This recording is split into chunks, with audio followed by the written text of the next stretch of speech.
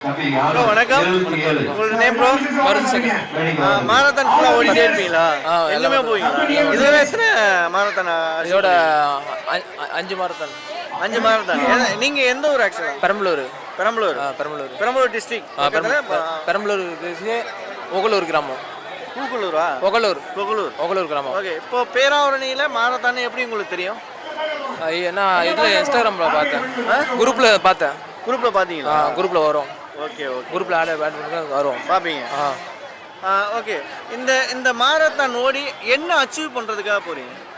இது பேர் கிடைக்கும், ஒரு பேர், உடம்பு வலிமையாகும்.